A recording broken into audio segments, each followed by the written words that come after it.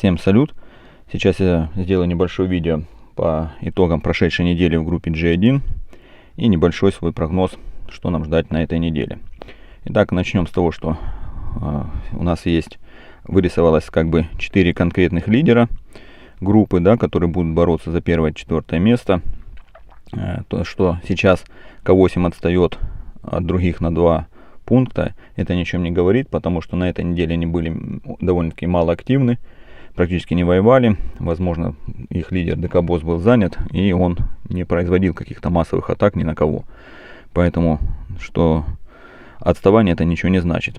На примерах других групп можно посмотреть, что если сервера договариваются друг с другом, они могут любой сервер практически опустить с первого места там на 3, 4, 5. В принципе, в нашей группе это мало возможно, потому что вариант в том, что два союза с К8 между собой договорятся, практически равен нулю. У них там довольно-таки старая вражда между собой, они там воюют, у них там своя песочница. Вот, при этом как раз вот олды смогли избить К8 с занимаем ими 3-4 место на 4, да, то есть они их атаковали, и ДК-босс не ставил крепы, и, соответственно, смогли их опустить чуть-чуть в рейтинге. Но это, опять же, я считаю, это временно, и до конца чуда еще очень много времени, и все может поменяться. Есть у нас союз К12, он отстал довольно-таки значительно, но его атаковали очень сильно, да, сейчас вот мы посмотрим их чудо. Что-то нету маны. Сейчас, секундочку. Посмотрим их чудо и увидим, какое количество боев они смогли. Здесь нет. Вот сейчас первая неделя. То есть мы можем увидеть, что их постоянно атаковали. И я вчера днем считал, было 160 атак на них совершено. И к вечеру было еще много атак. Опять же, мы видим, они часть не принимали, часть принимали. То есть не было такого, что они все пропустили.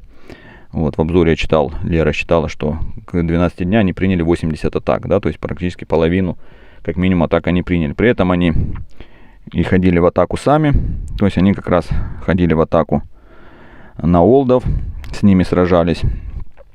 И вот мы можем посмотреть, как раз они благодаря их атакам, они один раз смогли, точно я знаю, пробить.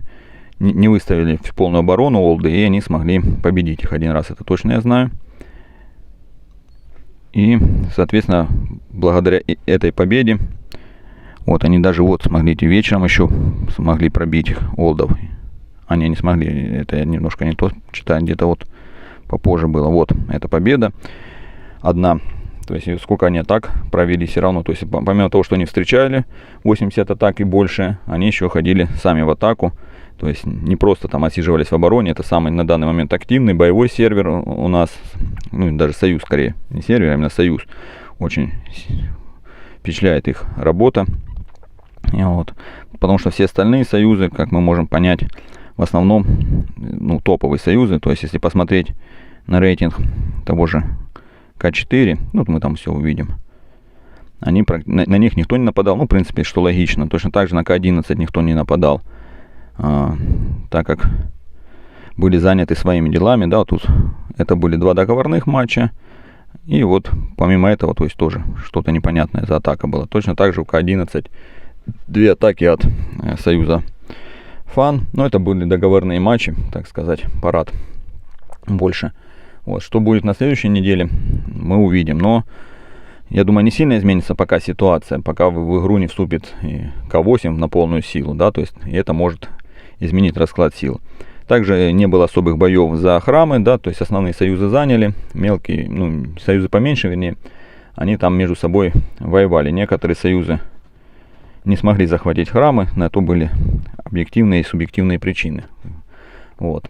2 союзам помешал наш союз, но это, так сказать, разборки мелкие, не стоит на них тратить время. То есть сейчас как бы храма у нас становится поменьше. Их 6, не 8, я думал будет 8, их стало 6. Соответственно, это 4 топ-союза, которые, да, там занимают первое место, если посмотреть по рейтингу. То есть на них пойдут. И, соответственно, То есть, если вот 6, это получается вот К7 прилетели, свой застолбили, К12 застолбили свой союз. То есть, и будет интересно, будут ли союзы с К18 именно сражаться с К12 и К8. С К8 не будут, конечно, с ДК-боссом, я думаю, сражаться, но, возможно, с К7, с К12 кто-то из К18 будут за храмы сражаться. Может уже быть интересно.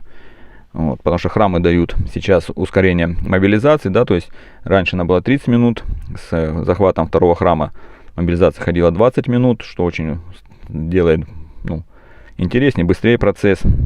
Вот, соответственно, там последний храм, я не знаю, наверное, мобилизация будет 5 минут ходить, и так как храмы находятся друг с другом, вполне возможно, просто дикие зарубы за счет того, что 5 минут мобилизация сходила, вернулась, а храмы рядом, назад возвращаться еще быстрее будут. И, соответственно, могут воевать нон-стоп на последней неделе. Вполне возможно, поэтому там, ну, союзы, которые занимают с 1 по 4 место, друг с другом сейчас не воюют, дабы сберечь силы на последнюю неделю. Но это мы узнаем в будущем. А так, я думаю, что на следующей неделе выходные опять продолжатся состязаниями между Олд и К12. Вот. Возможно, активизируется К8. И, возможно, мы увидим сражение между К11 и К8, или же какими-то другими союзами, уже топовыми, вступят в борьбу. И тогда можно будет посмотреть какие-то интересные отчеты. Да? Но на К12 там очень много всяких разных было отчетов, интересных. Но у меня сейчас нет времени их снять. Но К12, конечно, на данный момент самый лучший сервер в плане активности, в плане веселья, да, им не скучно. То есть многие говорят, что скучно, нет найти возможности с кем воевать, сражаться, набить рейтинг. Ну вот, у К12 с этим проблем нету. Другим я тоже советую, можно договариваться с более мелкими союзами, да, которые поменьше, послабее, договариваться, что ходить на них мобилизацией, там, к примеру, 8-ми войсками, атаковать их чудо, да, то есть, чтобы было интересно игрокам не с первых там топ-20 союза игроков, а игроки тоже в топовых союзах есть не такие сильные, да, то есть возможно найти всегда себе соперника, да, то есть если было бы желание. То есть я бы рекомендовал вам не плакаться, как многие там, вот, неинтересно, скучно, только топы играют, только донат решать. Всегда можно найти, где с кем сразиться, да, то есть найти какой-то союз, написать в главе, договориться, что придут там, у нас там без свипов игроки придут, давайте на 8-х войсках, которые не жалко, можно не лечить. Соответственно, сейчас их много, они не актуальны и тому подобные вещи. Всегда можно найти какой-то компромисс. Вот, поэтому ивент довольно-таки интересный, можно всегда найти. Сейчас вот появились храмы, появились шахты, да, которые для сокровищ 3-4 уровня, за них уже начинается война. Плюс появились ракушки, да, то есть опять стало не скучно, только успевай ресурсы доставать и топор войны зарывать пока рано. То есть поэтому я думаю, ну, у нас опять же все равно сервера более старые, все это проходит в таком вялотекущем процессе, да, на более молодых группах, да, там гораздо все активнее идет, насколько вот мне приходит информация, там, конечно, воюют, не покладая рук. У нас все это в вялотекущем процессе. На этом все, всем счастливо.